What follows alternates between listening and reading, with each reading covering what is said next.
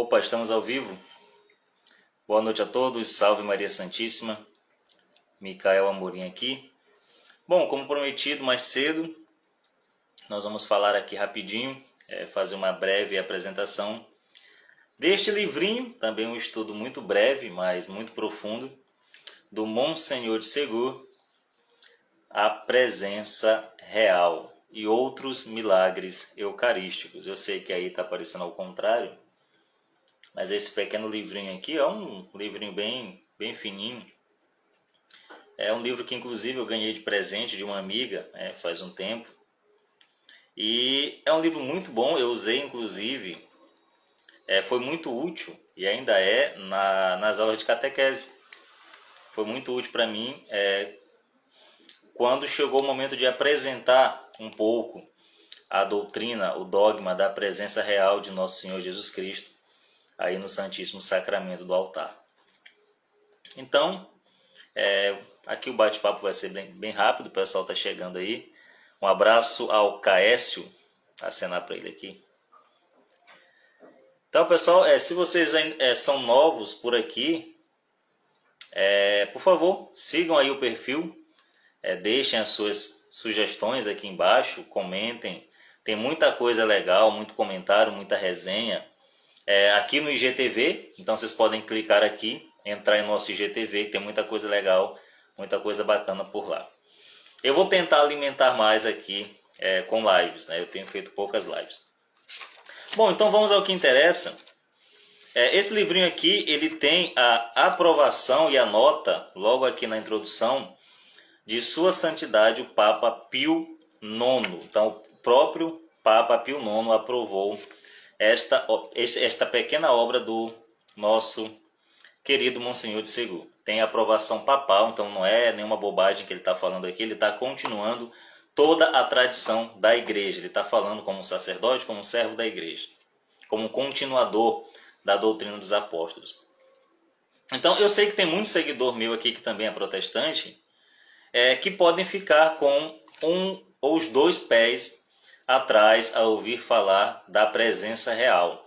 Eu acredito que é um dos assuntos mais polêmicos, né? Um dos pontos mais delicados ao tratar, aos católicos tratarem como protestantes, né? Depois aí da veneração dos santos, da hiperdulia de Nossa Senhora, eu acredito que do primado de Pedro, né? Eu acredito que este seja o assunto mais sensível. Por isso que esse livrinho aqui não é, a primeiro momento, para protestantes. Claro, isso não vai impedir que um protestante sincero, que queira conhecer a doutrina católica, que queira conhecer um pouco sobre a fé católica de sempre, né, de mais de 2000 anos, sobre a presença real de Nosso Senhor Jesus Cristo, lá no sacrário, na Santa Hóstia, depois de consagrada. Então, claro que um protestante sincero ele pode sim absorver e aprender, tirar muita coisa boa daqui. Mas, a princípio, esse livro não foi feito para ser uma polêmica com os protestantes, para convencer um protestante da presença real de Nosso Senhor, ou mesmo para refutar argumentos contrários, né, argumentos protestantes contra a presença real de Nosso Senhor lá na Santa Eucaristia, né, que é o sacramento dos sacramentos, né, que é o que dá, inclusive, vida aos demais sacramentos. Então, fica essa ressalva logo de início. Então, se algum protestante estiver me assistindo ou for ver esta live e não ficar convencido com os argumentos aqui, não foi feito para isso. Este livrinho aqui não foi feito para convencer um protestante ou para rebater argumentos protestantes. Ele foi feito principalmente, a primeiro momento, em tese, para católicos. E o Monsenhor de Ségur deixa isso muito claro aqui, logo no primeiro capítulo. Olha só. Onde ele vai falar sobre os incrédulos e os ímpios. Ele vai fazer uma separação que, a meu ver, é uma separação muito bem feita entre aqueles que aparentam não crer, mas que decidem não crer. Eles dizem que não creem em Nosso Senhor, dizem que não creem na Santa Igreja, dizem que não creem em nada do que ensina o magistério de sempre, o magistério infalível, não creem na moral da igreja, mas é só aparência. No fundo, o que eles têm, o que eles nutrem é um profundo ódio, um ódio pelas coisas santas, um ódio pelas coisas da igreja, um ódio pelo ensinamento de nosso Senhor Jesus Cristo, que nos pede, nos chama à conversão, certo? Que nos chama a carregar a nossa cruz, assim como ele carregou. Então todo cristão ele deve ser um imitador de nosso Senhor Jesus Cristo. Fazer aquilo que o Tomás de Kempis coloca de forma muito clara em seu livro Imitação de Cristo.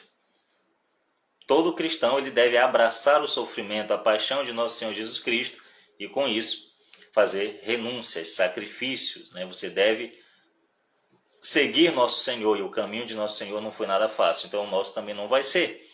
Então uma vida cristã é uma vida de renúncia. Você deve renunciar a si mesmo, renunciar aos prazeres, renunciar aos confortos e abraçar o sofrimento, muitas das vezes o desprezo, o cancelamento, né, que está muito em voga hoje em dia, por causa da defesa da verdade. Então, já dizia Santo Tomás de Aquino, salvo engano, quem fala a verdade perde amizades. A verdade, ela é uma amante, a verdade é uma senhora ciumenta. Então você não pode servir a dois senhores, não é isso? Então, quando você está do lado da verdade, você está contra todo o resto. Então, esse tipo de gente que decide não fazer esse sacrifício, eu estou muito bem aqui no meu conforto, eu estou muito bem aqui no meu mundinho, eu não quero sair da minha zona de conforto, eu não quero... Esse negócio de cristianismo aí não dá para mim, entende? Por quê? Porque eu quero os meus prazeres, eu sou egoísta, entendeu? Eu quero viver a vida louca, viver de qualquer jeito. Então, essas pessoas são as ímpias. E as pessoas ímpias, elas não são incrédulas. Muito pelo contrário, elas creem. Elas creem que aquilo é verdade, elas sabem que é verdade. Por isso mesmo elas odeiam. Porque elas sabem que elas vão ser condenadas. Elas não querem porque não querem mudar de vida. Entende? Então, para essas pessoas, só uma coisa resolve: confissão. Certo? Essa pessoa precisa confessar os seus pecados e ficar em estado de graça. Ser um servo da igreja. Não tem outro meio. Não tem outro meio. É um problema moral. Não é um problema intelectual. Ou seja, diante de um ímpio, você só pode rezar para que ele se converta. Para que a graça de nosso Senhor toque o seu coração. Porque ele decidiu não crer. Ele decidiu não crer. O Monsenhor de Ségur, ele até faz uma analogia muito interessante. Deixa eu encontrar aqui.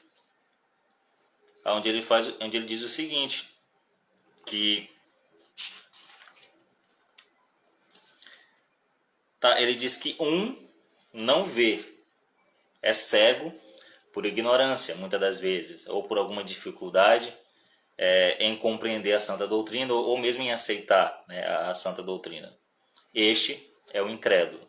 Existem pouquíssimas pessoas que são incrédulas. Os incrédulos são sempre a minoria.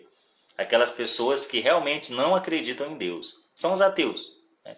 Aquelas pessoas que realmente não acreditam que exista um Deus, que exista um Criador, não acreditam na igreja de forma alguma, não acreditam na santidade.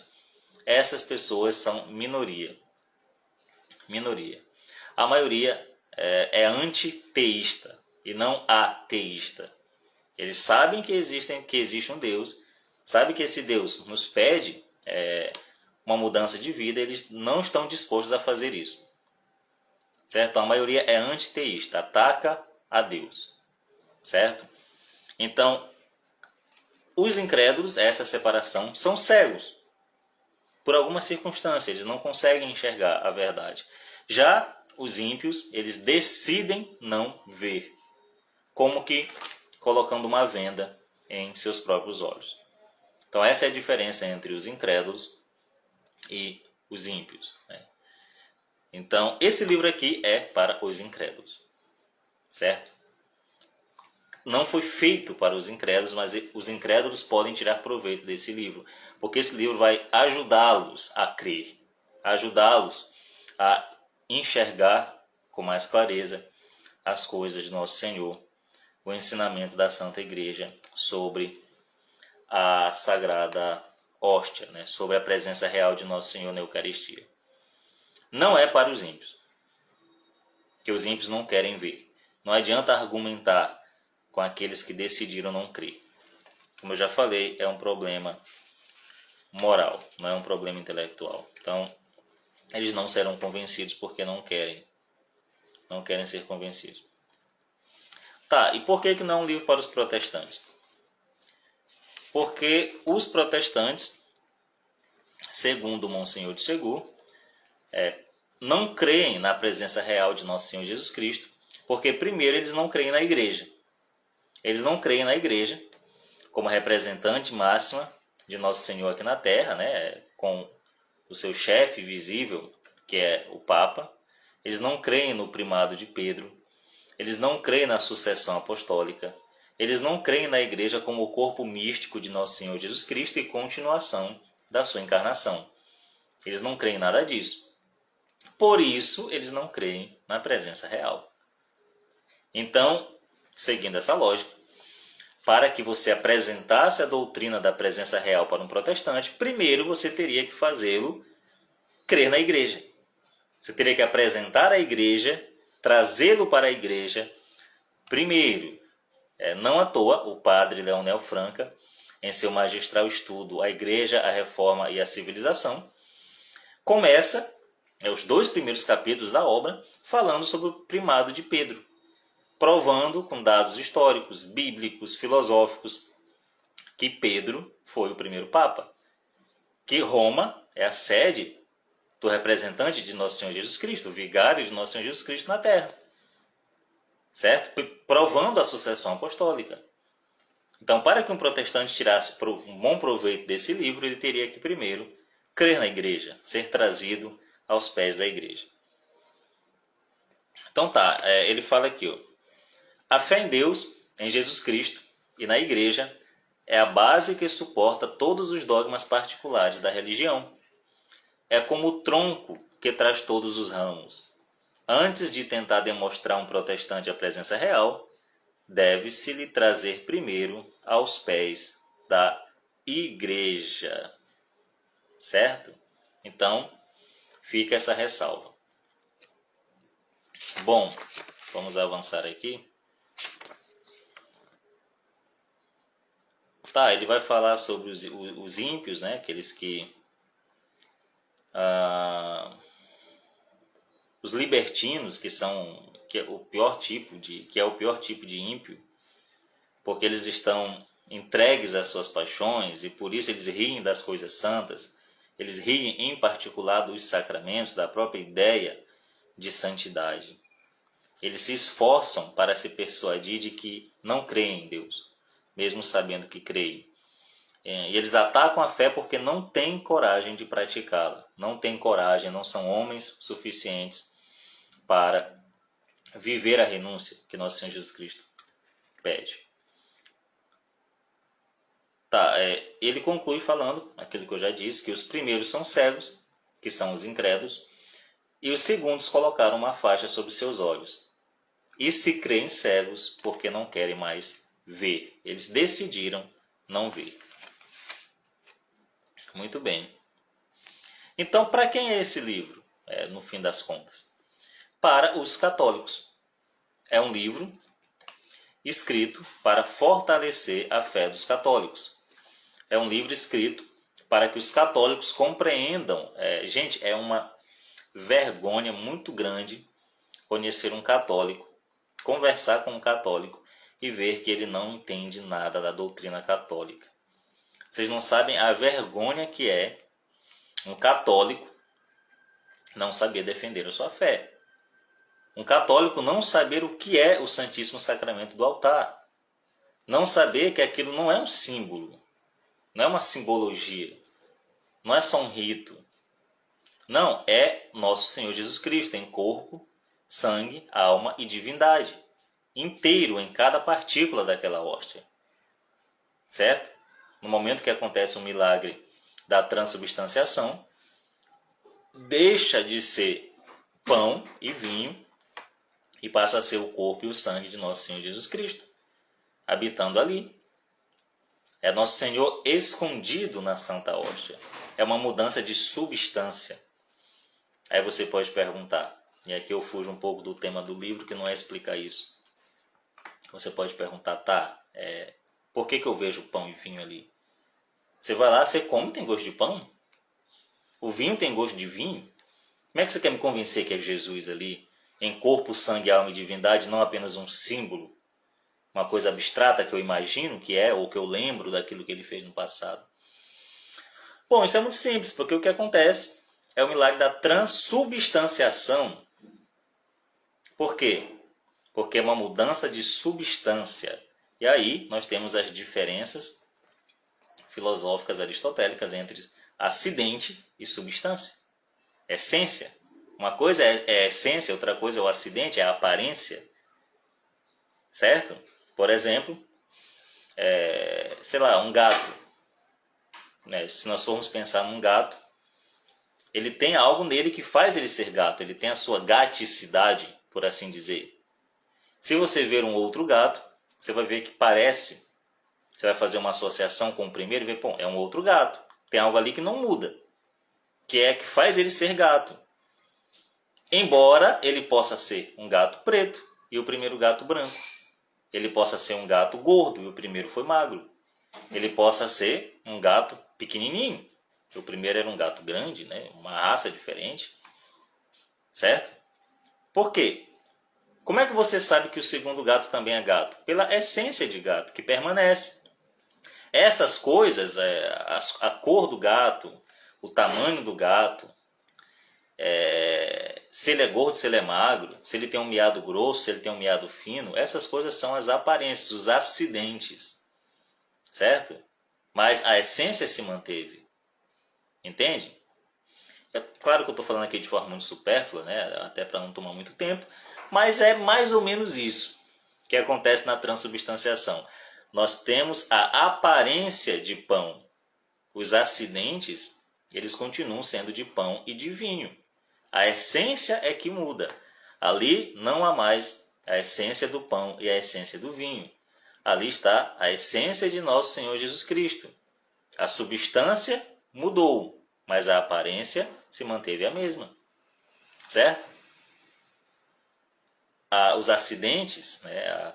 O gosto é um acidente, o gosto do pão. Você olha e você vê pão, né? A forma do pão, tudo isso é acidente, isso permanece. Certo? É por isso que nós não percebemos. Mas vamos continuar aqui para o livro, vamos fechar esse grande parêntese.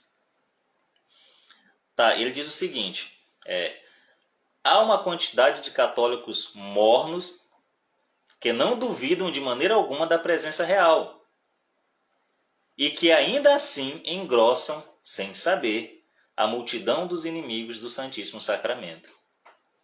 Eles têm a fé, mas aparentam não tê-la. Falta-lhes completamente o espírito da fé. Sem exatamente se comportar mal, na prática vivem como se não acreditassem na presença de Nosso Senhor Jesus Cristo no Santíssimo Sacramento. Não têm discernimento. Entram nas igrejas sem respeito, sem oração. Assistem à missa de domingo mais por costume do que por piedade. E nunca pensam no decorrer da semana em ir adorar o seu Senhor, que eles esperam, entretanto, no fundo do seu sacrário. Cara, isso aqui é muito verdade, né? Desgraçadamente, isso aqui é verdade. E é o que eu falava, é muito vergonhoso, é uma desonra você ver um católico, um servo da igreja, que não sabe defender a sua fé, que não sabe o que ele está fazendo quando ele entra na fila de comunhão. Não sabe ao encontro de quem ele está indo. Aquilo não é uma refeição, é exemplo da ceia protestante, não é um símbolo, não é uma ceia. Aquilo ali é a continuação, a atualização, melhor dizendo, do sacrifício de Nosso Senhor Jesus Cristo. E ele está lá, sofrendo novamente, morrendo novamente, de forma incruenta. Ele não está sofrendo. Para os protestantes que nos acusam de adorar um Deus sofredor, não, ele não está mais sofrendo. Ele sofreu uma vez só. Ele morreu uma vez só. De alguma forma, milagrosamente, isso acontece todos os dias em todas as santas missas. Aquele mesmo sacrifício chega até nós hoje, milagrosamente. Isto é mistério da fé. É milagre. É milagre. Se nós acreditamos que Deus criou o mundo, que Deus andou sobre as águas, que Deus abriu o mar vermelho, que Deus ressuscitou os mortos e que Ele mesmo ressuscitou e subiu aos céus, nós também temos de crer que Ele é sim capaz de estar em corpo, sangue, alma e divindade ali, na missa, escondido na aparência de pão e de vinho. Por que não? Não me é estranho. Um Deus capaz de fazer milagres, um Deus do impossível, pode fazer muito bem isso? Ou não pode? Claro que pode. É claro que pode. Pois bem, então, infelizmente, desgraçadamente, existem católicos que acreditam, eles não negam. Eles vão lá à missa, né? Eles comungam. Se você perguntar, você crê que é Jesus? Não, eu acredito. É Jesus que está ali, eu não nego o dogma. Mas eles vivem como se não acreditassem. Não reservam, como diz aqui o Monsenhor de Segur, não reservam um dia, um único dia da semana, para ir adorar Jesus, que os aguarda no sacrário. O que me parece um pouco contraditório. Porque se você crê, se você subscreve que é Cristo que está lá, que é o teu Deus, o teu Criador, o teu Senhor que está ali, por que você não vai adorá-lo? Um dia sequer, 5 minutos sequer. Por que você vai ao encontro dele de qualquer jeito? Com qualquer roupa, de forma irreverente e modesta, você não ajoelha diante dele, você não tem mais respeito, silêncio ali diante da santa celebração da liturgia, diante do sacrário do Nosso Senhor. Então, é a isso que o Monsenhor de Segur chama a atenção logo no início do livro. Olha, vocês católicos parem de ser mornos, parem de agir como se vocês não acreditassem na presença real de Nosso Senhor. É para vocês que eu estou escrevendo esse livro aqui. Para quem chegou agora, é o livro A Presença Real, um livrinho do Monsenhor de Segur. Ele continua.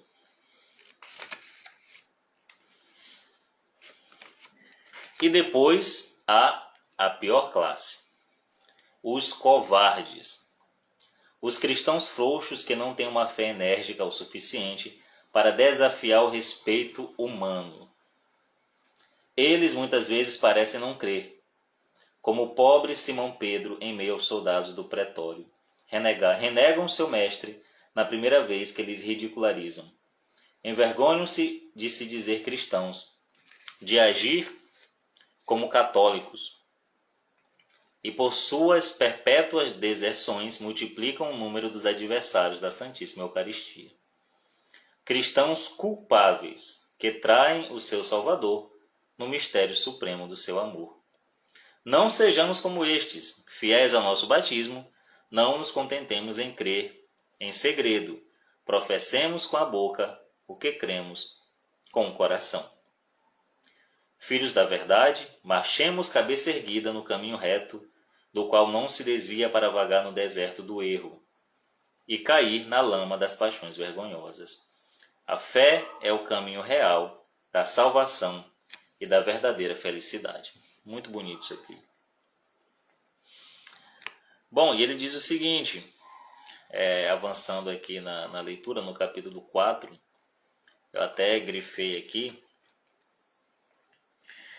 ele analisa que na França, praticamente, a fé católica, a genuína fé católica, já havia se esgotado. Não se encontrava mais bons católicos que realmente crescem e vivessem realmente como se crescem na Santa Eucaristia. E ele diz, pode-se perguntar se na França estamos realmente em um país católico.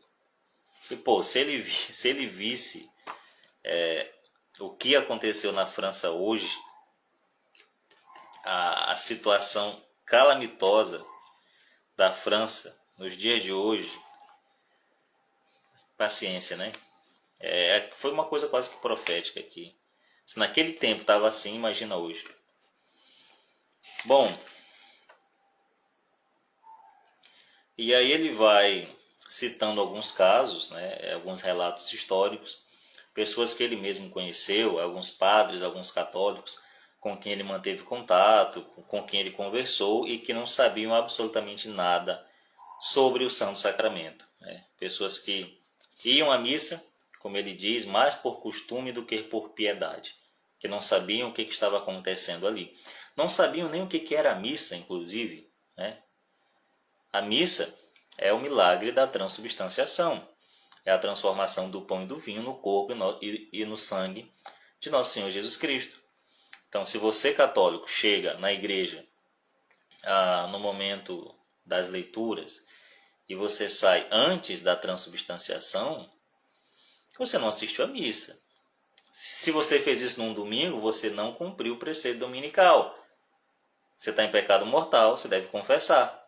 A missa é o milagre da transubstanciação. Lembre-se disso. Se você chegou na igreja e saiu antes do padre levantar a hóstia e o vinho, dizer as palavras de Nosso Senhor e acontecer o milagre, você não assistiu à missa. Somente depois disso você assistiu à missa. Então, para cumprir o preceito dominical, você tem que assistir à missa, sob pena de pecado mortal. Você vai, se você fez isso, se confesse. Você tem que se confessar para poder comungar, pelo amor de Deus. E ele vai citando vários casos aqui, né, longamente, longas páginas de pessoas com quem ele conversou e que falavam coisas absurdas, tolices, né, a respeito da Santa Eucaristia. E que ele faz a ressalva que são pessoas que não estão agindo de má fé. Não é má fé, é ignorância pura e simples. Pessoas que não estudam o catecismo da igreja, a doutrina da igreja, os ensinamentos da igreja. E aí, uma boa parcela da culpa recai sobre os nossos sacerdotes, sobre os nossos catequistas, que são muito mal preparados. E claro, nós também não somos desculpáveis, né? Hoje o acesso à doutrina da igreja, a bons livros, a um bom material, hoje está facílimo. Você dá um Google, você encontra por exemplo, o catecismo de São Pio X, o de São João Paulo II, está todo lá no site do Vaticano. É muito fácil hoje você aprender coisas sobre a doutrina. Então não põe só a culpa no sacerdote, não. No catequista, não. Não são desculpáveis, mas não põe a culpa neles. Não põe a culpa neles por sua preguiça, né? Por sua mornidão. Tem que aprender, pô. Tem que ir atrás. Tá, ele diz o seguinte.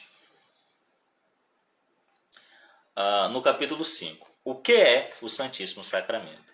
Esse é um dos capítulos que eu mais gostei. Está marcado aqui, o capítulo 5. Ele dá uma definição simples, né? Sumária, mas bem acertada. Ele diz o seguinte. A fé nos mostra que nosso Senhor Jesus Cristo, verdadeiro Deus e verdadeiro homem, querendo habitar em meio à sua igreja até o fim do mundo e provar constantemente a fé de seus fiéis, instituiu o sacramento da Eucaristia na Quinta-feira Santa, no cenáculo, na cidade de Jerusalém, algumas horas antes de começar a sua dolorosa paixão. E aqui nós todos podemos lembrar das palavras de nosso Senhor Jesus Cristo quando subiu aos céus. Ele falou, eis que eu estarei convosco todos os dias. Não foi uma promessa vazia. Ele não falou que ele ia estar em espírito, ou como uma lembrança, ou vocês vão lembrar de mim todos os dias. Não foi isso que ele disse. E ele mandou o Espírito Santo, o Consolador, então ele não estava falando do Espírito Santo, da terceira pessoa da Trindade. Eis que o Espírito Santo estará convosco. Não, eu estarei convosco todos os dias. Eu estarei convosco. Então, através do milagre da transubstanciação, através da Santa Hóstia ali no sacrário, Deus habita no meio de nós. Ele está conosco realmente todos os dias, cumprindo assim a sua promessa. Então, isso é algo a se pensar. As palavras de Jesus Cristo não são mentirosas. Ele é a própria verdade, ele não mente, ele não pode se enganar. Não é isso? Como é que Jesus está conosco? Está lá na Eucaristia, todos os dias.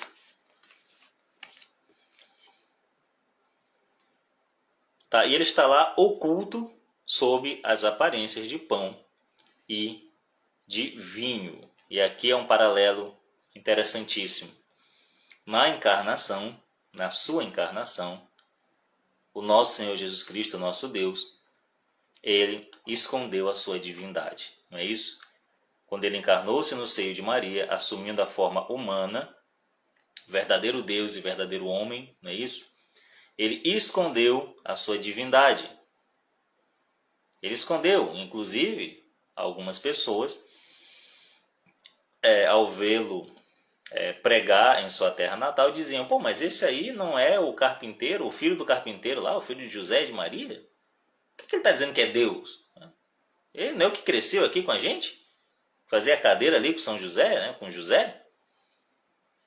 Certo? Por que essa história agora que é Deus? Porque ali ele estava ocultando a sua divindade. Certo? E poucos creram nele por causa disso. E agora, na Santa Hóstia, ele oculta tanto a sua divindade como a sua humanidade. Olha que paralelo interessante. Vou repetir. No seio da Virgem Maria, Jesus Cristo ocultou a sua divindade. E agora, na Santa Hóstia, ele oculta a sua divindade e a sua humanidade. Então é preciso um salto de fé. Assim como foi preciso para crer que Deus se fez carne, é preciso para crer que Deus se faz pão todos os dias nas santas missas da terra. Certo? Vamos ver.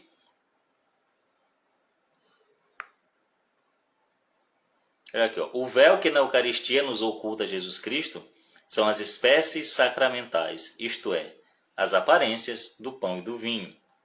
Em Jerusalém, o véu que ocultava aos judeus a divindade do Salvador era a sua humanidade. Então, o véu que ocultava Jesus, né, dos judeus, era a sua humanidade. Os judeus deviam crer na divindade que eles não viam. Eles não viam a divindade, eles viam a humanidade de Jesus. Eles deviam crer nela. E que, no entanto, estava realmente presente. Nós, ele continua, nós devemos crer igualmente naquilo que não vemos, isto é, na divindade e na humanidade de Jesus Cristo, ambas presentes sob o véu da hóstia sagrada. Isso aqui é bem interessante porque a gente pode lembrar que os judeus, quando Jesus fez os seus famosos sermões, tinha acabado de alimentar uma multidão, né? Nosso Senhor fez ali milagres grandiosos diante daquela gente. Mas uma coisa eles não aceitaram: comer a carne e beber o sangue do Filho do Homem, do próprio Deus. No momento que Jesus falou da Santa Eucaristia, aquela doutrina lhes pareceu estranha, intragável, incompreensível, inaceitável. E eles foram se dispersando, falando que essas palavras eram duras demais. Quem poderá seguir essas palavras? O sujeito que quer dar a sua própria carne de alimento e o seu próprio sangue de bebida, só pode estar maluco, estar louco. E todos foram se dispersando. Então eles não aguentaram, os judeus daquela época, a doutrina da transubstanciação, da Santa Missa, da presença real de Jesus na Eucaristia. E só sobraram os apóstolos. Certo? E hoje, infelizmente, muita gente imita aqueles judeus incrédulos e não acredita também na presença real de Nosso Senhor. Dizem que essas palavras são duras demais, que isso é loucura, que não pode estar acontecendo nada ali. Não creem que Nosso Senhor é capaz de fazer isso.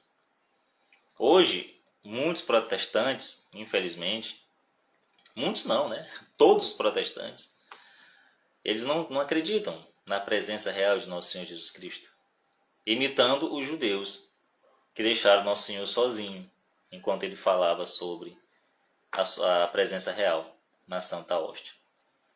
E ele diz com todas as letras: aquele que não come do meu corpo, da minha carne, e aquele que não bebe do meu sangue, não terá a vida em si. Não terá a vida. Porque o meu corpo, a minha carne, é verdadeira comida, e o meu sangue é a verdadeira bebida. Ele não falou que era um símbolo. Se ele falasse que era um símbolo, os judeus não teriam o abandonado. Eles entenderiam, não, ele está fazendo poesia. Está falando de forma simbólica, poética, beleza. Não, ele estava sendo duramente literal. Por isso eles debandaram e deixaram Nosso Senhor sozinho. Justamente por causa da literalidade das suas palavras. Aquilo era literal, cara. Eles não podiam conceber comer e beber do sangue de Nosso Senhor. E o abandonaram sozinhos. E infelizmente, hoje, a história se repete. A história se repete, infelizmente. Bom, tá, e ele fala aqui também, né, que é mistério da fé. Que a missão dele aqui, o intuito dele com essa obra, não é provar logicamente ou fazer com que nós compreendamos com a nossa razão limitada o milagre da transubstanciação. Certo? Ele quer chamar a atenção para que nós demos um salto de fé. Entende? A Eucaristia é um mistério. Deus exige que nós creiamos e não que nós compreendamos. Então, creia, não compreenda. É essa a ordem, aquele que crê em mim. Ainda que eu não compreenda, com a minha razão limitada, certo? Com a minha lógica humana falha, ainda que eu não compreenda direito, mas eu devo crer, certo? Eu devo crer por quê? Como diria Santo Agostinho, porque a Santa Igreja nos ensina. Santo Agostinho dizia, eu creio na Bíblia, porque a Igreja Católica me manda crer. Certo? É por isso que é impossível crer nos dogmas, aceitar os dogmas, aceitar a doutrina, sem primeiro crer na Igreja. Sem primeiro crer que nosso Senhor Jesus Cristo criou e deixou uma igreja para guardar a verdade do Evangelho, do ensinamento da Boa Nova de Nosso Senhor. Certo? Então não se trata só, é claro que você pode estudar, tal, mas não se trata só de uma compreensão meramente racional, lógica, não, se trata de um salto de fé mesmo. Certo? Você tem que crer, de confiar na autoridade de quem está dizendo, que é a igreja, representante de Nosso Senhor Jesus Cristo, coluna e mestra da verdade, como vai falar São Tiago. A igreja é coluna e mestra da verdade. Ela que sustenta a verdade no mundo. Certo? O chefe da igreja, visível, é o Papa, mas o chefe invisível é Nosso Senhor Jesus Cristo. É o Espírito Santo que conduz a igreja, ele não pode errar. Certo? Deus não erra, Deus não pode errar. Portanto, crer na Santa Eucaristia é crer na Santa Igreja. Certo? Então é primeiro se sujeitar à autoridade da Santa Igreja, é deixar de orgulho, entendeu? Deixar desse orgulho tolo, desse subjetivismo moderno, modernista, né, herético, de achar que você é o seu próprio sacerdote, você é o seu próprio juiz. Não é assim que funciona. Detalhe, eu estou falando aqui para católicos, certo? Como um católico para católicos. Se tem protestantes que estão me ouvindo, ótimo, eu agradeço, né? Muito obrigado pela audiência, né? Pelo carinho de vocês e tal. Não é um sermão para vocês, certo? Estou falando para católicos. Não estou aqui, não é o momento. Não é o momento, não estou querendo entrar em debates e tal, nada disso. Já fiz isso em outros lugares e faço, mas agora, neste vídeo não, né? Não é para isso. Mas eu estou dizendo o seguinte, que você católico deve se sujeitar à autoridade da igreja, porque infelizmente o que mais se vê hoje em dia é católico que não é católico.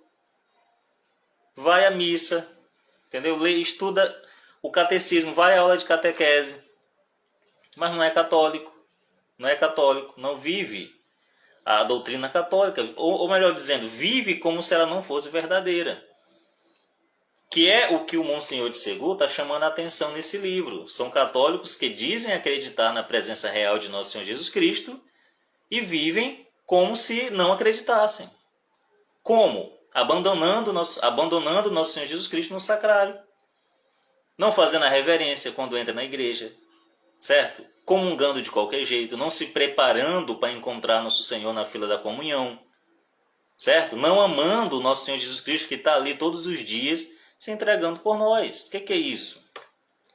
Então, É disso que o Monsenhor de Segu está falando aqui. Ele está dando uma advertência, um puxão de orelha nos católicos, certo? Que não dão exemplo. Como é que vocês querem que as pessoas amem o nosso Senhor na Santa Eucaristia se nem vocês amam? Como é que vocês querem que as pessoas sejam devotas de Nossa Senhora, amem a Santa Igreja, se vocês não fazem isso? Se vocês vivem como se não fossem? Certo? Então primeiro olhar para si, né? Fazer uma autoanálise. Certo? E crer de fato na Santa Eucaristia. Porque o que é a fé? Aqui abrindo um outro parêntese. O padre Leonel Franca, ele tem um livro que está aqui em algum lugar. Não vou encontrar agora. Ele tem um livro chamado A Psicologia da Fé. É o padre Leonel Franca. Nesse livro ele responde a seguinte pergunta: por que existem homens que não creem em Deus? Ele faz todo um percurso histórico-filosófico, desde o primeiro caso de um ateísta realmente declarado e tal, filósofo que foi o Nietzsche, se eu não estou enganado, é o Nietzsche que ele coloca, e vai até Kant e tal, enfim, ele vai analisando essas filosofias, né? E como que o ateísmo foi tomando conta, né, disso tudo. Eu não estou dizendo que Kant era ateu, né? Mas como que o ateísmo influenciou, né, essas filosofias modernas. E ele faz uma definição, logo no começo do livro, da fé, né? O que é a fé? Porque toda busca filosófica ela começa com uma perguntinha, né? Quid est? Né? O que é? Para você falar sobre algo, você primeiro precisa definir esse algo, senão você não sabe do que você está falando. E aí, o padre Leonel Franca ele define a fé. Ele diz o seguinte: a fé é a adesão do intelecto a uma verdade revelada, por causa da autoridade de quem revela. É isso. Isso é a fé. Você usa a fé todo dia, cara. Mesmo o ateu, o incrédulo, que é a minoria, lembra no começo da live? É a minoria. A maioria é antiteísta, não é ateísta. A maioria acredita em Deus e decide não segui-lo.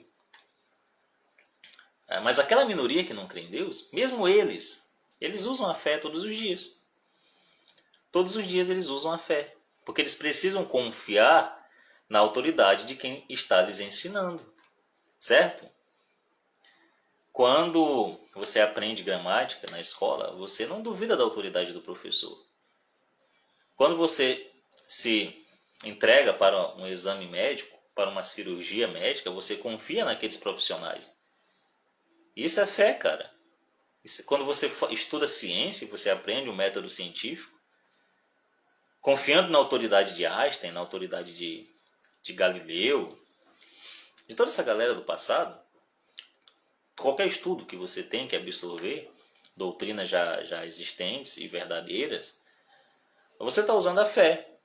Quando você atravessa a rua confiando que as pessoas vão parar na faixa de pedestre, não vão te atropelar, você está tendo fé naquelas pessoas. Isso é a fé. Não existe uma sociedade sem fé. E em relação a Deus é a mesma coisa. Certo? Você confia, é a adesão do intelecto, porque a confiança fica parecendo um sentimento. Mas é isso, a adesão do intelecto a uma verdade revelada. Você acredita porque foi Deus que disse. E Deus não se engana e não pode nos enganar. Ter fé é isso. A fé é um ato puramente racional. Não é nada emocional. A fé é racional. Você usa a razão para crer. A autoridade de Deus, a autoridade máxima, em todos os quesitos, né? A autoridade máxima é Deus. Ele é a verdade. Ele é a sabedoria. Ele é o Logos. Se ele diz que é assim e acabou. Eu acredito porque é Deus que está dizendo. Isso é fé. Certo? Isso é fé. Então nós temos que ter fé no que a igreja ensina. Porque é o próprio Deus que está ensinando através dela. Não é isso? Muito bem. Eu vou avançar um pouco. Vamos ver aqui.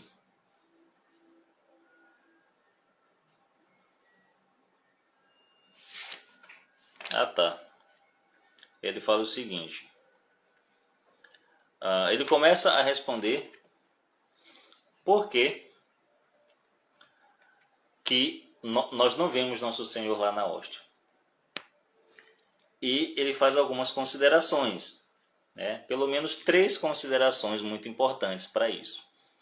Por que você entra na igreja, você que é católico, você que crê em nosso Senhor, ou mesmo os inimigos de Deus, né? Não seria muito mais fácil se os inimigos da Santa Hóstia vissem nosso Senhor ali e se convencessem? Por que isso não acontece? Tem 3 considerações antes de falar sobre isso. Primeiro, é que o corpo de nosso Senhor ressuscitado é um corpo glorificado. Certo? E os corpos glorificados, eles não ocupam lugar como os nossos aqui embaixo. A gente que está aqui na Terra. Eles estão em um estado bem mais perfeito do que o nosso. Em um estado celeste. Certo? O corpo de nosso Senhor Jesus Cristo é um corpo glorificado. O nosso não é. Nós nem podemos fazer ideia, né, de como é um corpo glorificado. Só sabemos que é impossível que este corpo glorificado de nosso Senhor esteja presente inteiro na hóstia consagrada. Isso daí é uma loucura. Isso não faz o menor sentido. Se um corpo glorificado não ocupa o espaço, como é que ele vai estar todo inteiro na Santa Hóstia? Certo? A Santa Hóstia é um sinal sensível da presença de nosso Senhor aqui na Terra. Certo? Onde há este sinal, nosso Senhor está presente. Seria evidentemente impossível, absurdo, contraditório, que tivesse ao mesmo tempo pão, certo? Isso aqui ele fala sobre quem diz que há alguns protestantes que dizem que o pão e o corpo de Nosso Senhor habitam ao mesmo tempo a hóstia, né? As duas essências, tanto a essência do pão e do vinho como a essência de Nosso Senhor. E ele diz o seguinte: isso é absurdo. É evidentemente impossível, absurdo, contraditório que nesta hóstia estivesse ao mesmo tempo o pão e Nosso Senhor. Que um pão se tornasse homem permanecendo pão. É impossível um pão se tornar homem permanecendo pão, como dizia Lutero. Também é impossível que Nosso Senhor fosse um homem feito pão.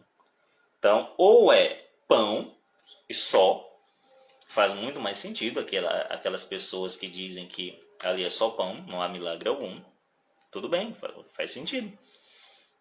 Ou é o corpo de Nosso Senhor. Que não pode Nosso Senhor se transformar num pão, certo? Ou dividir espaço com o pão, dividir espaço com o corpo de Nosso Senhor. Bom, a segunda consideração é que a substância de nosso corpo, mesmo terrestre, é um mistério impenetrável. Então, nós não podemos compreender direito o que acontece ali, porque até o nosso corpo ainda é um mistério em muitas partes para nós. Imagine compreender a essência da natureza de Deus.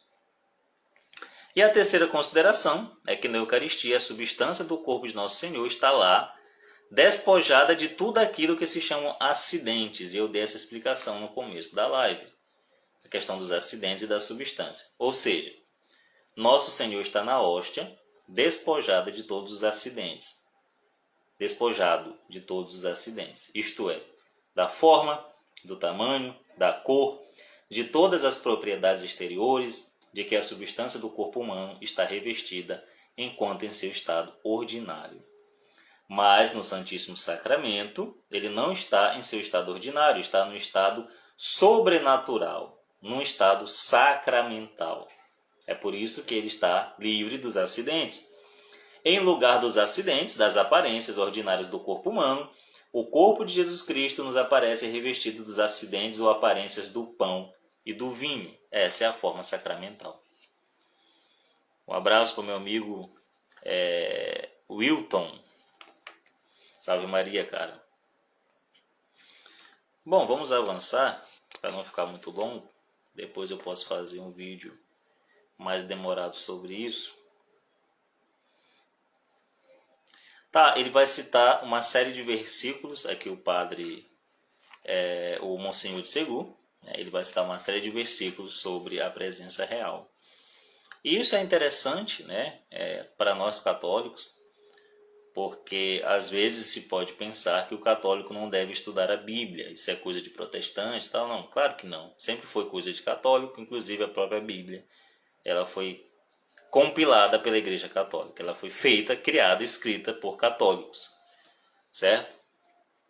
E diz assim, um católico não lê a Bíblia ou não entende a Bíblia, ele precisa rever um pouco, né, a sua vida. Tá. O capítulo 9 do livro, Como o dogma da presença real é claramente ensinado no Evangelho. Ele vai citar longamente, eu não vou entrar em detalhes aqui do texto, mas o primeiro versículo que ele cita, se você quiser procurar na sua Bíblia, anotar aí, dá um pause depois na live, perfeito, vai lá, grifa tudinho, quando você tiver a chance de conversar com algum amigo protestante, já mostra para ele, né? Isso é legal. João 6,47, que diz o seguinte: em verdade vos digo, quem crê em mim tem a vida eterna. Eu sou o pão vivo que desceu do céu. Quem comer deste pão viverá eternamente, e o pão que eu hei de dar é a minha carne para a salvação do mundo. Mais claro do que isso, impossível. E aí é a cena que os judeus começaram a murmurar, a reclamar que essas palavras eram duras demais, né? E até hoje é o que acontece, né? Aí nós temos João 6,51, João 6,52, que esses eu não vou ler. E esse aqui é interessante, no final ele diz o seguinte, de maneira mais formal.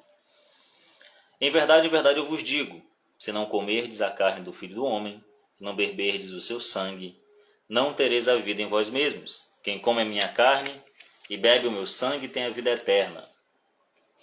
E eu o ressuscitarei no último dia, pois a minha carne é verdadeiramente uma comida.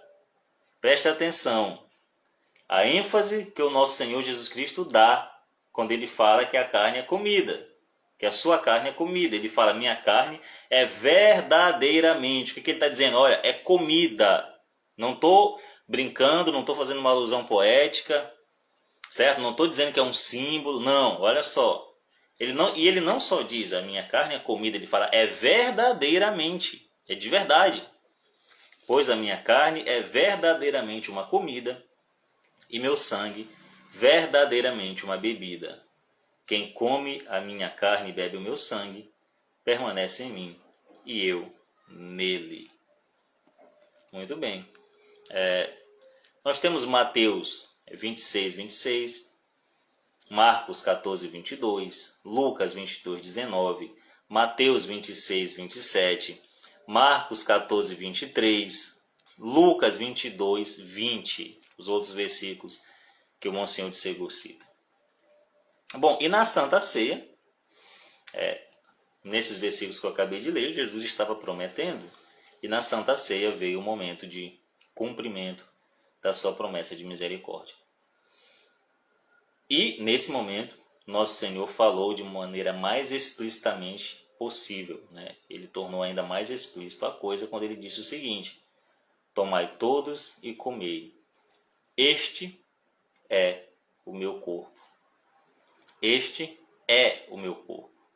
Ele não disse que representa, ele não disse que simboliza, ele não disse que é metafórico, ele disse que é o seu corpo.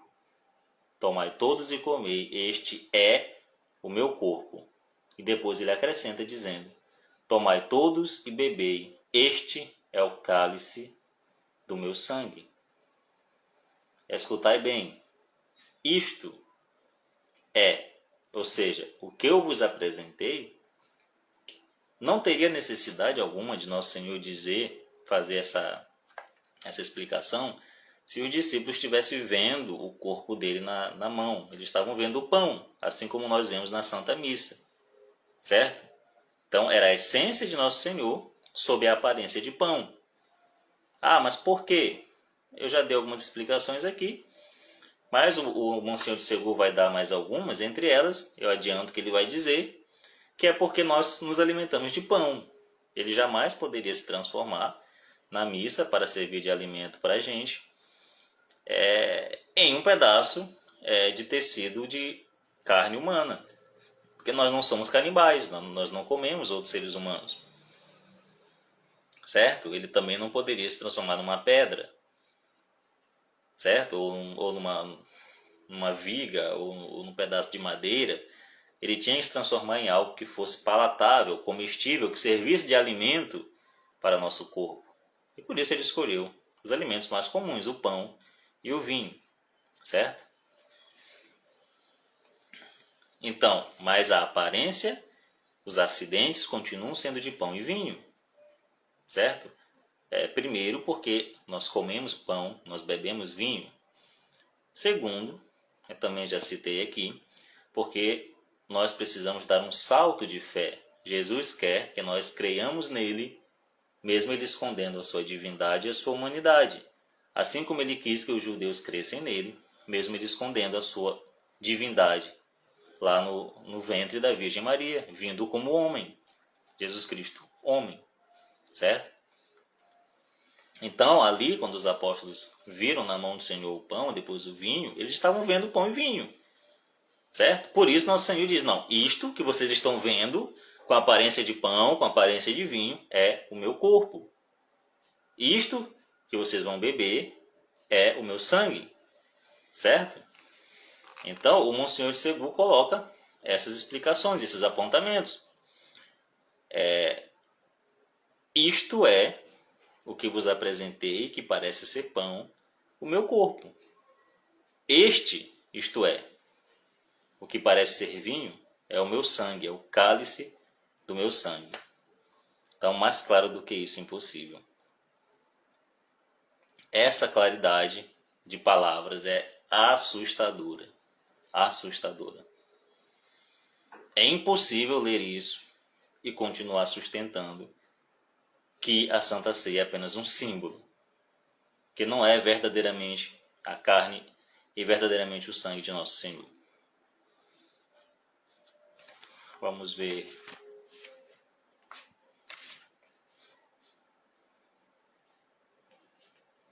Tá. Outra coisa, né? Lá em 1 Coríntios, capítulo 11, dos versos 23 ao 27. São Paulo apóstolo, dando aqui um contexto, ele está querendo acabar com a bagunça que estava acontecendo na igreja de Coríntios. Na igreja de Corinto, né? lá com os coríntios. Eles estavam participando da Santa Missa de qualquer jeito. Eles estavam tratando a Santa Missa como se fosse um banquete. E São Paulo admoesta dizendo, olha, se vocês estão com fome, comam em casa. Entendeu? Encham a pança de vocês em casa, não vão comer no momento da Santa Ceia, da Santa Eucaristia, né? No momento da ceia do Senhor. Certo? Ali é o banquete do Cordeiro, como nos diz o Scott Hahn. É o momento máximo da fé católica, da fé cristã. Então, comam em casa, não vão comer, não vão fazer bagunça lá, não. Vocês estão transformando a coisa num banquete. Haveria necessidade, essa é a pergunta que eu faço, haveria necessidade de São Paulo fazer essa ressalva? Haveria necessidade de São Paulo combater isso aí, se de fato não houvesse a presença real de Nosso Senhor na Santa Hóstia, no pão e no vinho? Não haveria, não haveria. Olha só o que ele fala. 1 Coríntios 11, 23 e 27. Na véspera da paixão,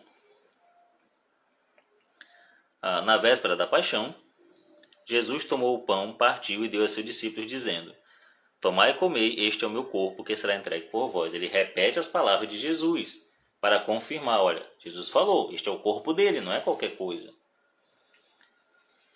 Que será entregue por vós. Do mesmo modo, o cálice, tomai e bebei, este cálice é a nova aliança do meu sangue. E por isso que aquele que come este pão, ou bebe o cálice do Senhor indignamente, profana, olha só, atenção, São Paulo apóstolo admoestando os coríntios. Ele está dizendo, Jesus, ele repete o que Jesus falou. Jesus disse, este é o meu corpo. Jesus disse, este é meu vinho. Certo? É por isso que quem come do corpo do Senhor indignamente profana, olha só, quem come ou bebe o cálice do Senhor indignamente, profana o corpo e o sangue do Senhor. É isso que São Paulo está afirmando a doutrina da presença real, da forma mais clara possível. Os coríntios estavam bagunçando o momento da Eucaristia, e São Paulo diz, olha, Jesus falou que é o corpo dele. Quando vocês comem e bebem de forma indigna, vocês estão profanando a lembrança? Vocês estão profanando o rito, a memória do que Jesus fez? Não, vocês estão profanando o corpo e o sangue do Senhor. Está lá em 1 Coríntios, capítulo 11, versos 23 e 27 a 27. Certo? São Paulo apóstolo. É bíblico isso aqui. Olha só. Aquele que come este pão e bebe este cálice indignamente, come e bebe sua condenação. Aí ele repete.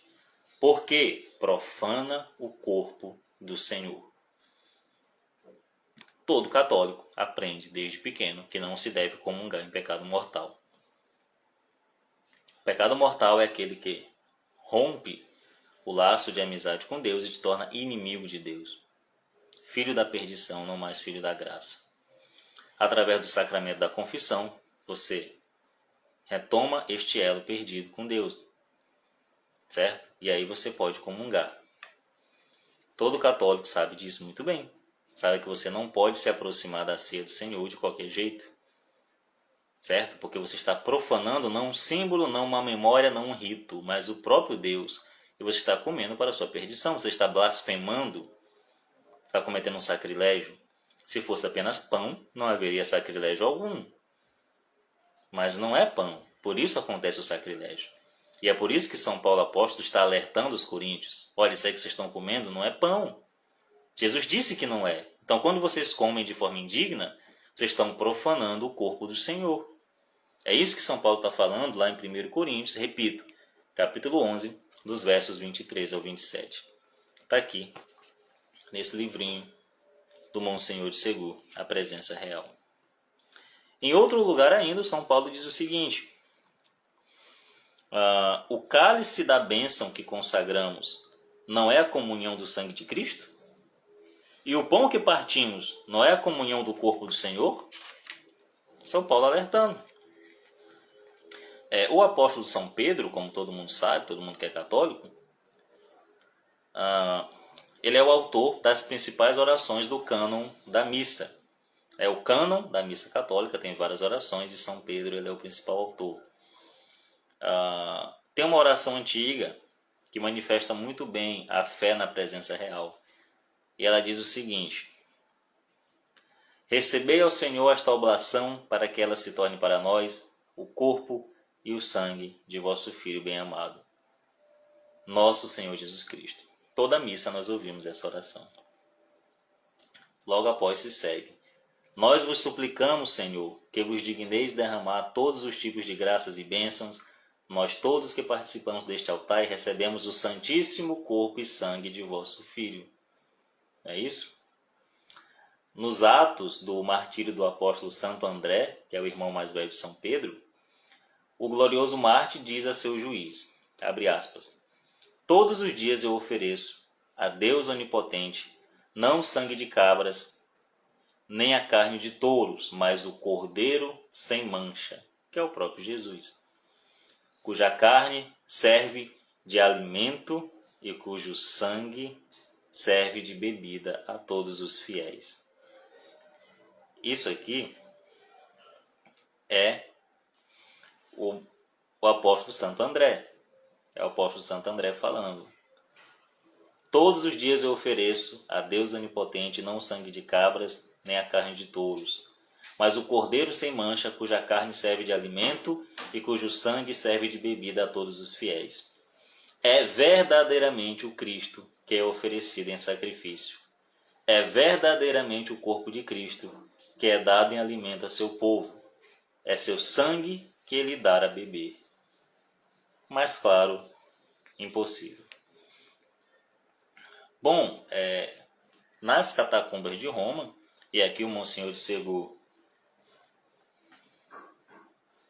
é o Christian falando que deu uma travada aqui. E minha internet tá uma bosta. Vamos ver se voltou. Pessoal, avisem se voltou aí. Aqui tá normal, né? Avisem aí se voltou. Ah, tá, voltou. Muito bem. Valeu pelo aviso aí, ô Christian. Qualquer coisa, vocês avisam aí pra mim não ficar falando aqui e não aparecer nada, né? Vocês não ouvirem nada. Bom, depois disso, depois de colocar alguns versículos, inclusive as palavras de Nosso Senhor Jesus Cristo, na última ceia, o Monsenhor de Ségur, ele vai citar alguns argumentos históricos. E aí ele fala sobre as catacumbas de Roma, né? Como todos sabem, o cristianismo, nos seus primeiros séculos, ele foi grandemente perseguido e praticamente todos os primeiros papas foram mártires, né?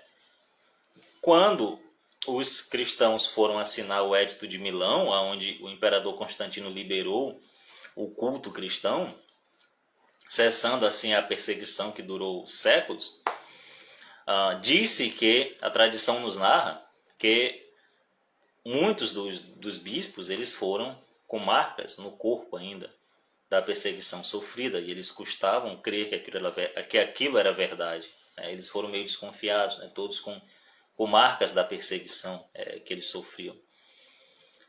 Então, nos primeiros séculos, os cristãos eles tinham que ser de agir em segredo, né? Nas catacumbas, eles se ocultavam nas catacumbas de Roma, e lá eles realizavam a Santa Missa, lá eles realizavam as orações, o seu culto, né?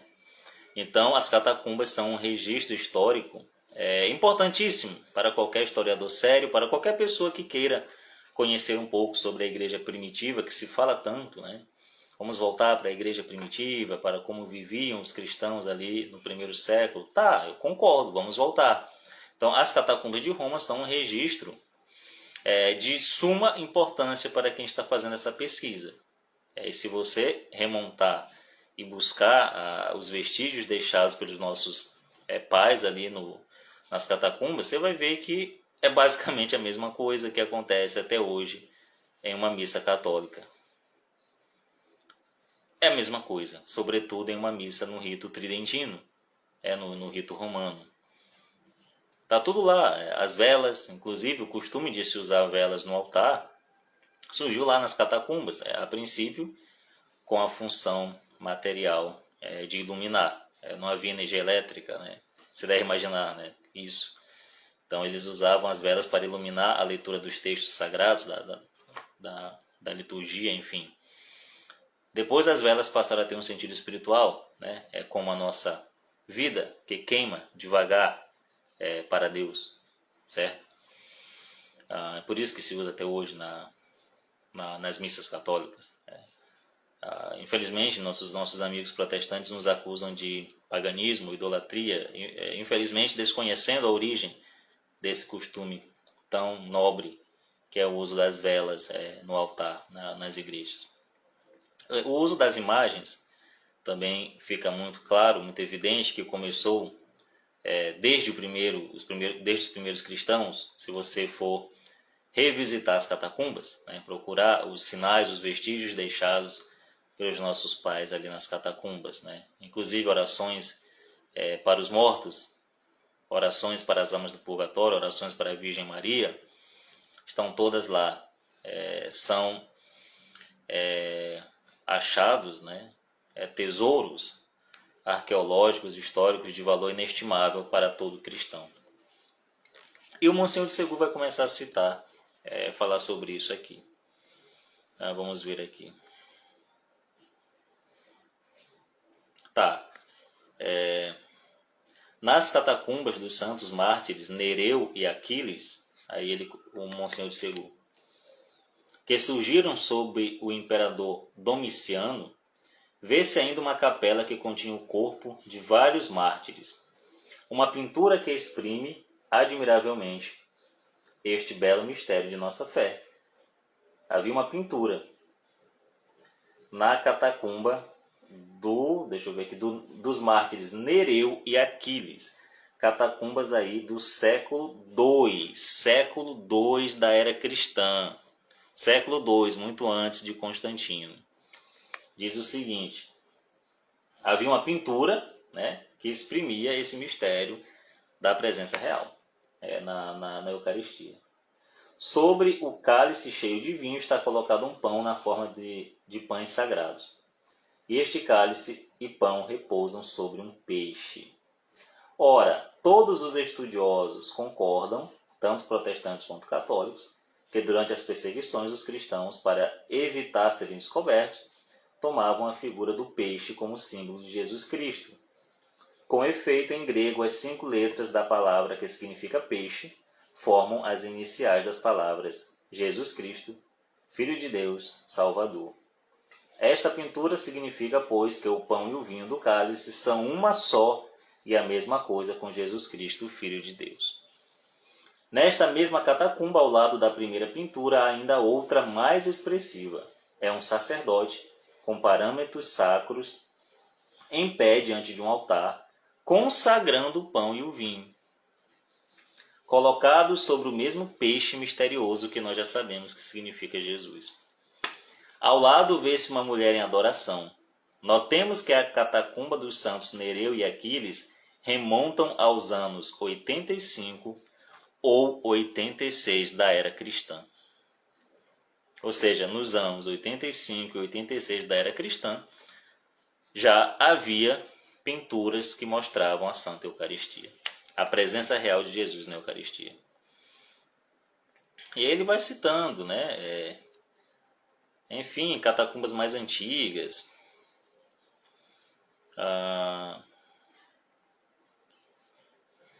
Ele cita aqui uma porrada de catacumba, eu aconselho você a comprar o livro e ler, para a gente não nos demorarmos muito. Mas, enfim, um monte de registro histórico de catacumbas, onde se pode ver ali que os cristãos do primeiro século eles já criam na presença real de Nosso Senhor. Depois ele vai trazer o testemunho, depois de falar sobre esse testemunho histórico, arqueológico, ele vai trazer o testemunho dos santos e doutores ali do primeiro século, do primeiro, do segundo século, E ele vai fazer um apanhado de todos esses doutores, todos esses santos, esses pais da igreja, sobre a Santa Eucaristia. Se nós quisermos compreender como era a igreja primitiva, assim chamada igreja primitiva, nós temos que ver como viviam e o que ensinavam os cristãos primitivos, ou não. Ou eu tenho que ver um estudioso de hoje, certo? Que vai nos ensinar sobre eles. Eu acho que na igreja primitiva era assim, vamos fazer isso aqui. Não, cara, eu quero saber como eles viviam. Eu quero saber o que eles ensinavam. Há algum registro de algum cristão lá do primeiro século, algum doutor da igreja, há algum registro, ele escreveu alguma coisa? Eu preciso ler para saber como era a fé dos primeiros cristãos, certo? Para saber se realmente houve essa alteração ou não. E, graças a Deus, há, e não são poucos, escritos dos cristãos do primeiro século confirmando a fé católica de sempre.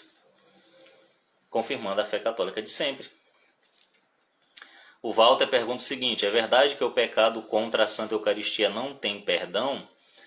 Cara, o que eu sei, se eu estiver errado, por favor, me corrijam.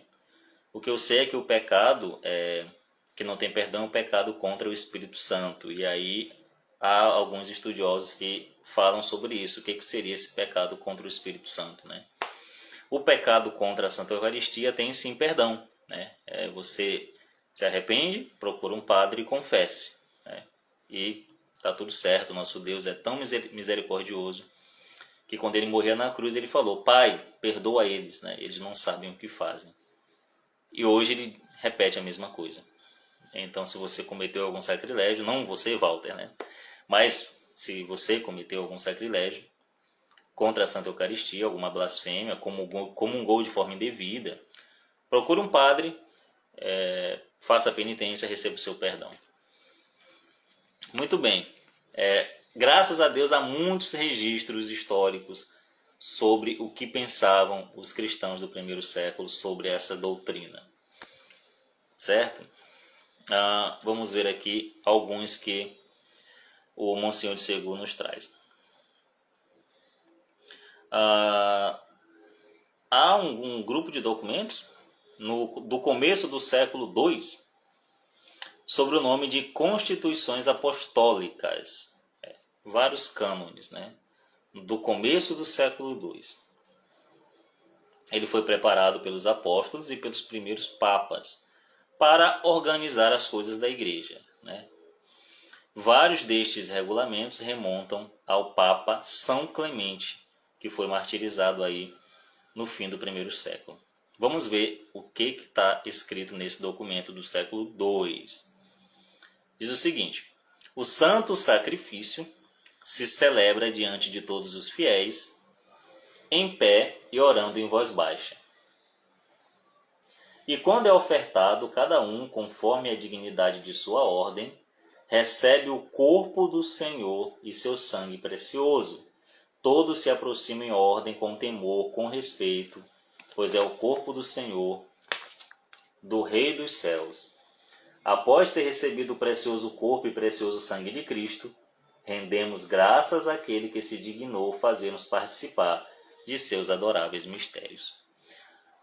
Bom, não sei você que não é católico, mas isso me lembra muito a missa que eu fui hoje pela manhã, né, na fila de comunhão e depois fazendo a oração de ação de graças. O Santo Inácio, bispo de Antioquia, ele foi martirizado sob o imperador Trajano aí no ano 108, né, no ano 108 da era cristã. Santo Inácio, que foi bispo de Antioquia, ele escreveu para os cristãos de Esmirna para alertá-los contra alguns desordeiros daquela época. E sabe o que ele diz? Abre aspas. Eles não querem a Eucaristia, porque eles não querem reconhecer que a Eucaristia é a carne de nosso Senhor Jesus Cristo. Santo Inácio, ano 108 da era cristã, certo? Martirizado em Roma, sob o imperador Trajano. E ele está falando isso. São Dionísio Areopagita, que foi discípulo de São Paulo, discípulo direto de São Paulo. Você acha que o discípulo de São Paulo sabe menos sobre a fé cristã do que você, cara? Quem é você, cara? Pelo amor de Deus. Você acha que você sabe realmente mais sobre a Santa Eucaristia, sobre as coisas da igreja, do que quem foi discípulo do apóstolo de São Paulo? Pelo amor de Deus. E olha o que ele diz. São Dionísio Areopagita.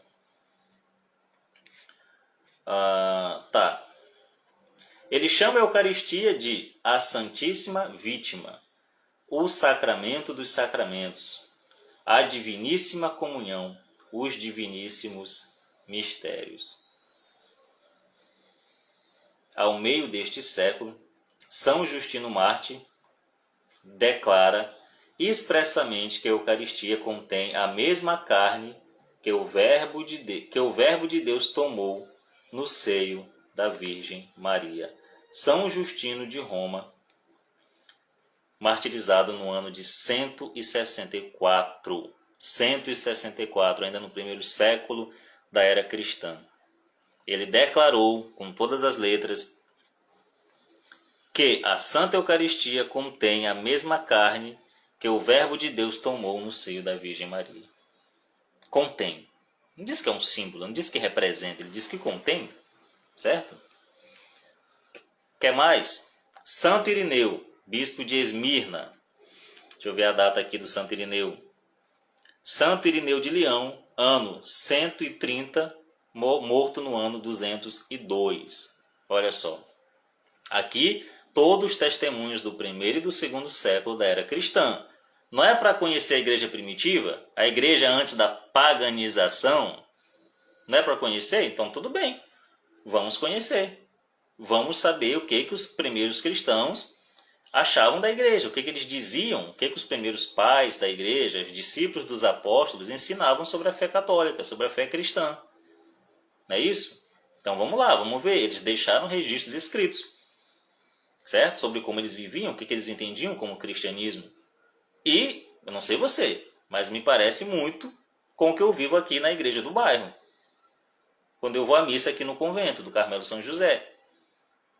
Com o que qualquer católico vive em qualquer missa que ele vá.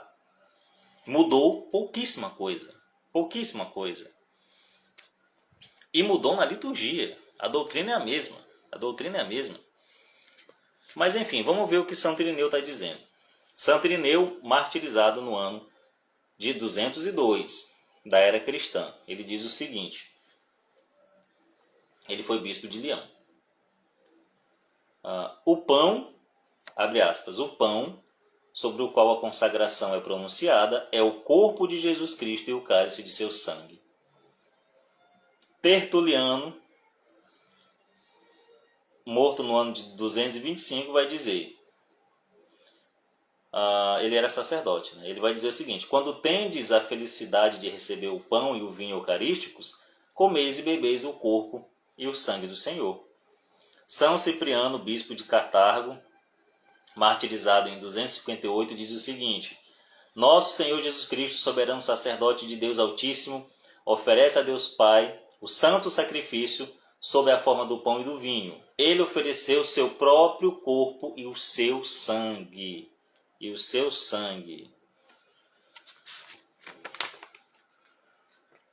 E aí ele vai citar o testemunho, eu não vou ler todos, obviamente, ele vai citar o testemunho dos antigos padres do deserto, aí do começo do século III, do começo do século IV, São Nilo, por exemplo. Ele vai chegar às grandes perseguições, que é aí no começo do IV século, onde houve as grandes perseguições contra a igreja cristã. Vai falar sobre Santo Atanásio, que foi bispo, patriarca aí de Alexandria.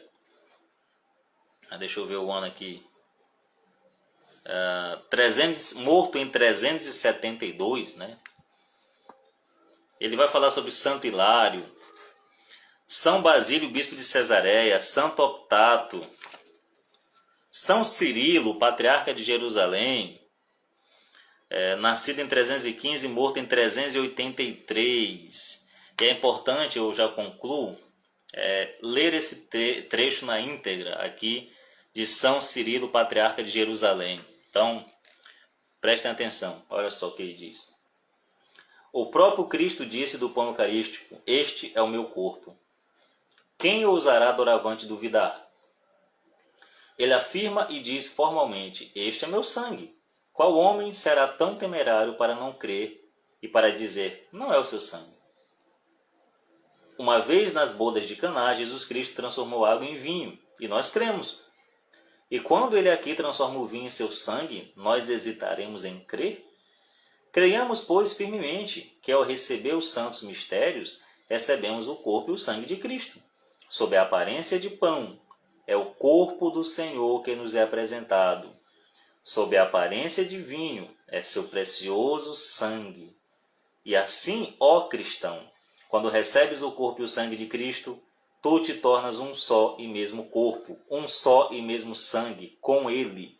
Tu te tornas um porta-Cristo, porque seu corpo e seu sangue são derramados em todos os teus membros. Guarda-te de tomar este sacramento por pão e vinho. É o corpo e o sangue de Cristo, conforme a palavra do próprio Senhor.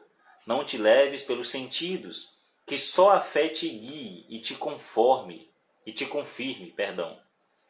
E tem por certíssimo que é sim o corpo e o sangue de teu Deus que recebes. O que te parece ser pão, não é pão, mas o corpo de Cristo. O que parece ser vinho, não é vinho, mas o sangue de Cristo. Está aqui. Palavras de São Cirilo, patriarca de Jerusalém, nascido no ano de 315, morto em 386 da era cristã. Um testemunho histórico, claro, sobre a crença na presença real de Nosso Senhor na Eucaristia. Então é isso. Os primeiros cristãos acreditavam. Eu acho que esses testemunhos são suficientes, né? E olha que eu citei poucos, o livro traz muitos testemunhos, né, dos cristãos aí dos primeiros séculos sobre a doutrina da presença real. Eu acho que tem que se forçar muito, né? Tem que se esforçar bastante para dizer que os primeiros cristãos não acreditavam na presença real de Nosso Senhor, ou que acreditavam que era só um símbolo, que ali era só pão, que na verdade não tinha o corpo do Senhor, que ali era só vinho, que na verdade não tinha o sangue do Senhor.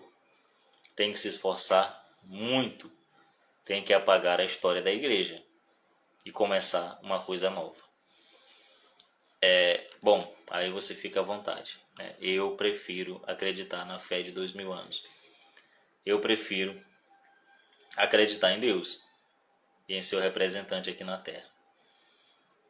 Certo? Eu prefiro acreditar na igreja. A igreja de 2000 anos.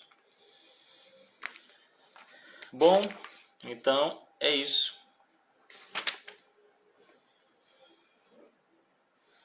Vamos ver aqui. Santo Ambrósio, né, fala sobre isso. Santo Agostinho confirma. Enfim, todo homem de boa fé tende a acreditar nisso aqui.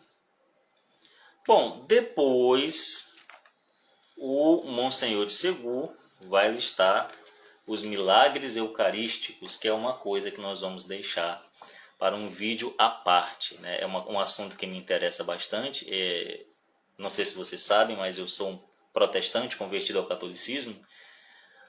Fui protestante durante 17 anos da minha vida, desde da infância, né, até os 17, 18 anos. Eu fui da Assembleia de Deus. Depois eu passei alguns anos até os 14 anos eu fui da Assembleia de Deus. Dos 15 aos 18 eu passei na Igreja Batista. E fora essa enrolada de números que eu fiz, eu sou de berço protestante e tal. Em 2017 eu passei, a partir de 2015 na verdade, eu passei a investigar mais sobre o catolicismo. E em 2017 eu me converti ao catolicismo, a Igreja Católica Apostólica Romana. E uma das coisas que mais me chamou a atenção foram os milagres. Isso é algo que não dá para tapar os olhos, cara. É algo que salta aos nossos olhos, né? Dá para se crer na igreja, se crer em Deus usando apenas a razão. Sim, mas nosso Deus é tão misericordioso que Ele quis nos dar os milagres. Os milagres são feitos como uma assinatura de Deus, né? Então você procura, você pesquisa, você estude, você busque as fontes, né? E veja em qual igreja acontecem os milagres. Qual é a igreja que detém, por exemplo, os santos incorruptos, os corpos incorruptos, pessoas mortas e que não se decompõem, ou inteiramente, ou uma parte, né? Não se decompõem, estão lá até hoje, depois de séculos, não entram em decomposição. Os corpos incorruptos. Qual é a igreja que tem isso, se não a Igreja Católica? E os outros milagres? Os outros tantos milagres. E aqui o Monsenhor de Segur, ele vai listar uma série de milagres eucarísticos, hóstias que levitaram, hóstias que se transformaram em Jesus Cristo, hóstias que sangraram, tudo isso registrado, tudo isso comprovado. A ciência não deu explicação. Pesquise, por exemplo, sobre um milagre eucarístico em Buenos Aires, que foi um milagre acontecido agora, nos tempos modernos, na nossa época. Coloque no Google, no YouTube, Milagre Eucarístico de Buenos Aires. Você vai ver vários especialistas, vários médicos, analisando um pedaço de uma hóstia que se transformou num tecido humano, do coração, do lado esquerdo do coração, e está pulsando sangue até hoje. Como isso é possível? E os médicos avaliaram e analisaram e viram, especialistas que não sabiam do que se tratava, não sabiam que aquilo veio de uma hóstia, certo? Uma pesquisa totalmente imparcial, inclusive a pessoa que conduziu a investigação era um ateu que se tornou católico porque não teve outra solução. Ele viu que aquilo não tinha explicação senão acreditar em Deus, acreditar na Santa Igreja. E eles fizeram todas as investigações e concluíram que era um pedaço do coração de um homem adulto que sofreu muito antes de morrer. Aí você tira suas próprias conclusões. E o Monsenhor de Segur, ele vai listar no final do livro uma série de milagres eucarísticos. Bom, então é isso. Esse vídeo acabou ficando bem mais longo do que eu pensei. que seria, mas eu achei legal, achei que foi um papo legal. É um livro que eu queria falar com vocês sobre ele há muito tempo. Então eu achei interessante. Agradeço a todo mundo que acompanhou. Por favor, não deixe de nos seguir. Deixe o seu gostei, comente aí qualquer coisa, sugestões, críticas, comentários, que nós estamos aqui para, na medida do possível, responder a todos. Um abraço para a Duda, um abraço para o Rogério Almeida, um abraço para meu amigo Walter, para a Amandinha Madureira e todo mundo que me acompanhou. Salve Maria Santíssima, viva Cristo Rei!